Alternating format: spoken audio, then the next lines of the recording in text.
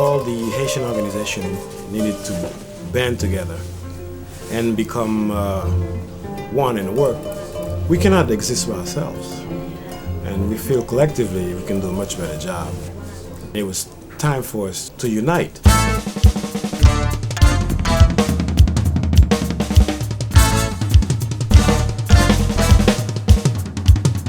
The Consortium for Haitian Empowerment is made of different Haitian organizations. And why is it important? Because exactly if we can get together, we can not only coordinate services better, and also we can become a force within the U.S.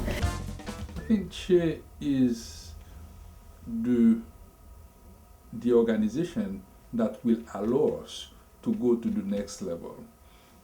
CHE is made of many local organizations that were at one time working each independently of each other.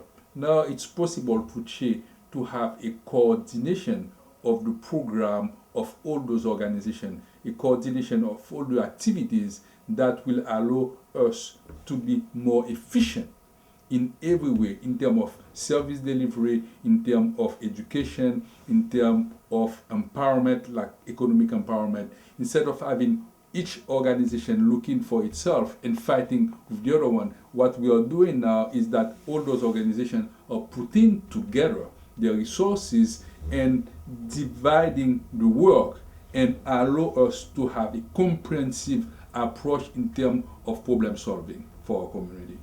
Every organization that I've interacted with, either their staff or their directors, have been open, they've been helpful.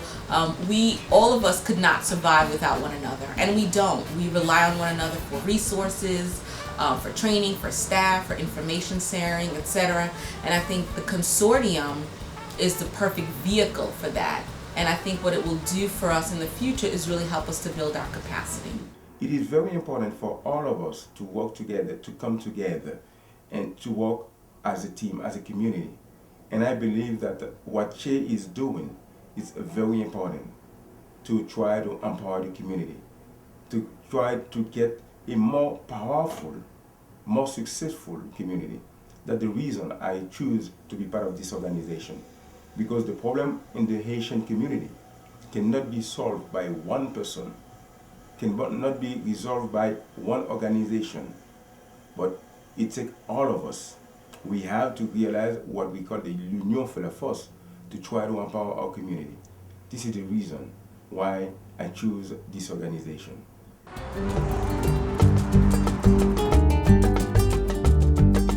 Well, Droit Femmes was started in 1999. And it began with one staff person, and now we have 13 staff members. And we started with our core mission as really working to help domestic violence survivors and advocate on their behalf. I think of empowerment on many different levels. First thing, empowerment for an individual is for that individual to have control over his or her own life, over the processes that affect them and the lives of their families, over the events that occur in their environment, that they have decisions, that they have choices. That is an empowered person, and someone who recognizes that and who owns that right to be able to affect change in his or her environment and to be able to exercise control over his or her body is an empowered person. An empowered community, as a Haitian community, is a community also which has control over what happens in that community, a community which is organized, a community which nurtures leaders to organize and to give back to that community. It's a reciprocal process between those leaders and those community members in terms of empowerment. They effect change politically, they effect change economically, they effect change socially within organizations, within churches, within families. So that's a network. That's an empowered community. HALIFO is the Haitian American Law Enforcement Fraternal Organization, and it's a group that started roughly in 1998 because we saw the need to educate the Haitian community how to best deal with the police in the United States. Power means an ability to make change.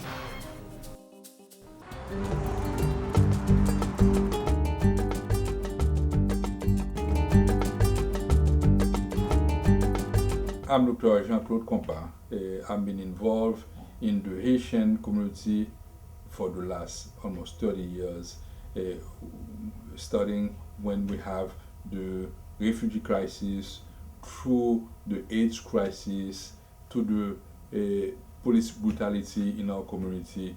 Basically, whatever challenges this community has been faced for the last 30 years, at one point or another, with my group of people who have been involved trying to solve some of those problems. Basically now, the Haitian community are formed of two basic group of people: the recent immigrants, or the first, what we call the first generation, and what we call the second generation. Let's say the first generation was a lot more greater in number than the second generation. But now in 2006, I think we have a lot more second generation Haitians than the first generation, which is a good thing.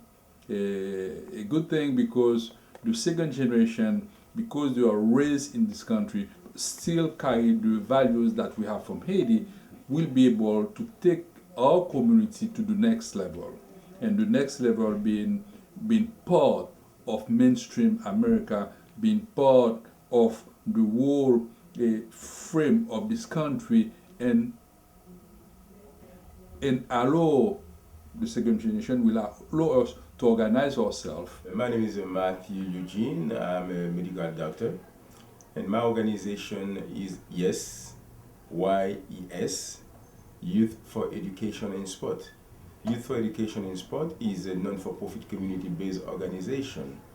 And yes, we are providing many services to the young people and to their family.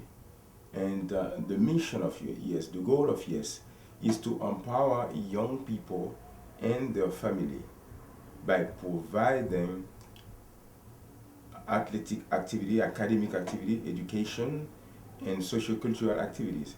We have a wide range of activities in order to try to build up a well-rounded individual. My name is Mona Perville-Ulis, physician, rheumatologist by trade, and I am the overseer of LASH, which is the Haitian Christian Association for Help. Basically, this organization helps Haitian. It's a misnomer when it tells you that it's a Haitian Christian organization, but that means it's not there just for Haitian Christians.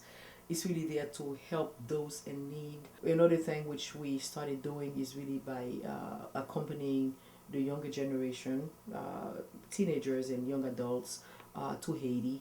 And so this way they can go, they can have a guidance, someone who really guide them, take them away from the city life really, and more into the rural part of Haiti, and what it means to be able to bathe, take a bath in a river, go to the river and take a dip in the midday, what it means to break a coconut or pick a mango from a tree. It's a way of life. It's a totally different culture where they can actually really live the Haitian life. We can't really teach this in words. It has to be done. It has to be an active process where you actually take the child or the young adult, take them to the actual site where they can see what Haiti really means, and not just to carry the title where they just wrap their heads with the flag on the 18th of May every year, but to really know what it's like to live as a Haitian person.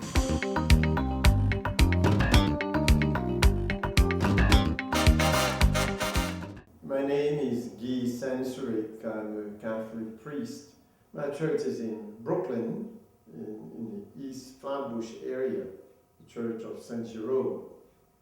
Well, I become a leader, number one, by having a clear vision. Number two, of being able to articulate that vision. Usually it's a vision that others share, but not in a very clear way. And if you can articulate it in a way that can resonate and attract the support of others, and then you must be able to find some program or some actions to be involved in. What can bring people together, for instance, healthcare, housing, immigration problems, and right defense of the rights of the people, and always the necessity of continual education. I'm Jackson Rockingstra. I'm the chairman of HAPA, Haitian American Association for Progressive Action, which is organized as two divisions: the Haitian American Business Network, HABNet, which is about promoting economic empowerment in our community through our business network, supporting, promoting entrepreneurship. And our other division is our Political Action Committee, Haitian American Association for Political Action, or HAPA-PAC. And that's organized to basically support candidates who are sensitive to the interests of Haitian American constituents. Leadership is about service. It's about making things happen. It's about seeing the big picture and having a real positive impact on the lives of others. Some of the challenges to being an effective leader would include the ability or inability to harness the skills of those around you and really listen to them when their views and your views are in conflict. It's really important to be able to move people, to keep them motivated, and to keep them excited about the mission and about the vision. A lot of times people come into your organization and after a while they lose steam, or sometimes they commit and then the commitment is not a true commitment. And you have to be able to, again, motivate these people, move them, and let them see, allow them to see the big picture, the vision. And one of the best ways to do that, of course, is to make them a participant of this thing, not a passive member, but a very active member. Empower the individual to attain particular goals. Being a community requires that we trust each other. So we should start from a position of trust and focusing on the common goal. We have to be tolerant of each other's ideas and differences and opinion. The most important thing is that we understand and appreciate our condition, and we need to empower ourselves economically and politically. And the only way we could do that is if we are united, if we are working together, and we respect each other and are tolerant of each other's different views. Yeah.